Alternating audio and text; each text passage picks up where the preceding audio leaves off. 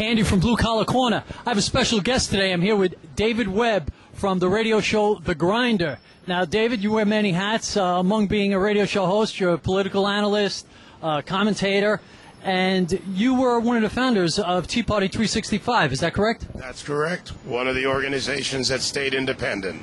And right now, nationwide, it seems your organization is pretty much the template by which to create your own Tea Party. You know, and I think right now we're kind of under siege by the NAACP. Well, how do you feel about that?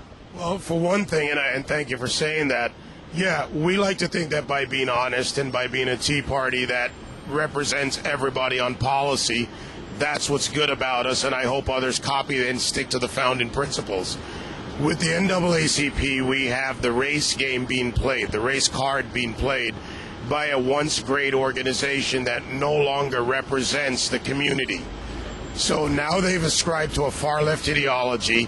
They are becoming more irrelevant in that community, and instead of trying to break down the walls, they're actually building walls around the community to keep them as a special interest bloc, and that is fundamentally wrong. Now, Michelle Obama actually went down and started to kind of jump in with them and actually agree with them. I feel this is bad for the president. He seems like he's isolating himself now, like you just said, building walls. It seems like it's now Obama has kind of pushed himself way to the left and has completely isolated the whole independent section. Well, there's a couple of things in that statement. Let's talk about Michelle Obama, who made comments about education at the conference in her keynote speech.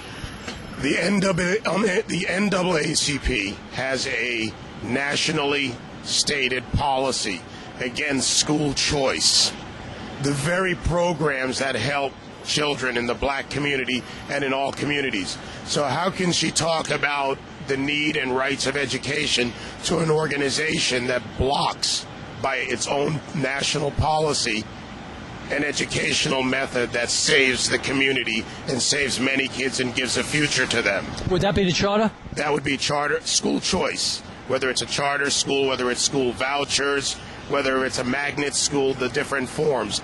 These offer opportunities for economic empowerment because education leads to bettering your life, which is better for the community. So she sits there and talks about the need for education to the very people that block access to education, and that is the NAACP. Second point that you make about policy and political tactics. It seems that this administration has a defined policy. Get immigration for the Hispanic vote, get the NAACP, the Black Panthers, and all the Al Sharptons and Jesse Jacksons on board to coalesce and keep the black vote where they need them to be, where they've been for 40 years, and yet they're still there 40 years later in large part. So they haven't served them. And by dividing the people up into blocks, they hope to keep congressional seats. This is a political play, in my opinion, plain and simple, and they're using something which is so fundamentally bad. And this is all of a strategy about keeping the far left in power, not about serving the black community. Now, I believe this is kind of a desperation attempt at nullifying the whole Tea Party grass movement. Now, Pelosi came out about a year ago and called us AstroTurf, that we're running around with swastikas, what she said, and we've already been vetted. Do you feel that this second round of racism charge is just another desperate attempt at them to try and nullify and knock down the movement itself?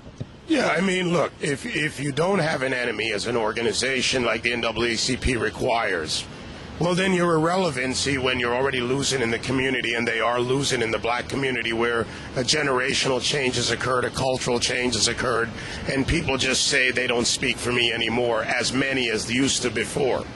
So now we have an issue where they need a new enemy. Racism and Tea Party, yeah, there have been racist elements and signs. There have been some way over-the-top issues. But when you juxtapose that with the Condoleezza monkey picture or the Bush-Hitler picture, when you've painted two presidents with the Hitler picture, you're doing the same thing to two men. The only difference is the pigment of their skin. It's the same insult. So they need an enemy. They're going to go after the Tea Parties, and to their own fault sometimes. There are people in the Tea Party who foment this and build it. Mark Williams is a perfect example of this. This is a man who self-aggrandizes at the expense of the Tea Parties. And again, he needs to be drummed out forcibly and publicly by the Tea Party and Tea Party members. He's been quite toxic, I think, to the organization. He just had some kind of satirical letter, I believe, that he sent out, and Keith Olbermann read it on the air, and it was really, even though it was done in satire, the right doesn't catch any breaks when it comes to comedy or anything. The left can make as much fun about the right as possible, but when the tables are turned, the public doesn't seem to take it so well. There's a difference between satire and stupidity. Mark Williams, who is looking for something that I can't define or explain, I can't speak on his behalf, has done this repeatedly. When you get into that level of stupidity, it's not satire. Political satire is a completely different thing. This is a man who has polluted Tea Party Express, and to their own fault, they haven't acted. They need to act on Mark Williams.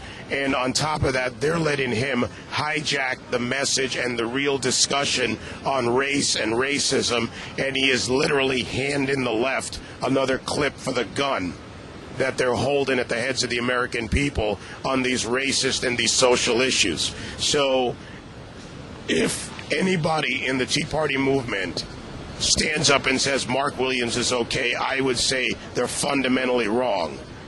And there is no way he belongs or represents this movement, and I think most people in America agree with that. Okay, putting Mark Williams aside, I got to ask you, David, where's the proof? Everyone's talking about these congressmen being spat upon, being yelled the N-word towards them. Where is the proof? I mean, I know a friend of yours, Andrew Piperot, has actually given a $100,000 reward for proof of something that shows that somebody was spat upon or someone said the N-word to a congressman, yet no one has come forward, but they're still charging like they have the proof. Where's the proof?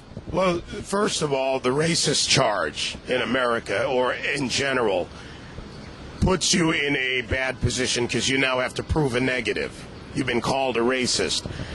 15 times they claimed at least this was said, over the din and shouts of hundreds of people in the immediate area.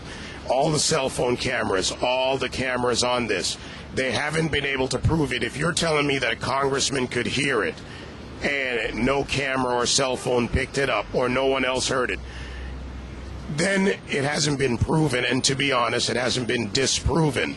So in that letter that I signed along with Andrew and the National Tea Party Federation, we wanted the CBC, the Congressional Black Caucus, to work with us to either prove it so we could denounce it or disprove it so we can move on. But that doesn't serve their purpose. Their purpose is to keep the issue alive on a false foundation. Now the NAACP bases their release on that foundation. And what I said to Ben Jealous was it is a false foundation that has not been proven or disproven. You're using it to play the race card, to build and raise the schism, to expand it. And that's what divides Americans. Most Americans don't buy it, but they need to keep everybody that buys it inside those walls. And this is, frankly, the fault of the Congressional Black Caucus and the fault of NAACP and other groups who will not work to resolve it. But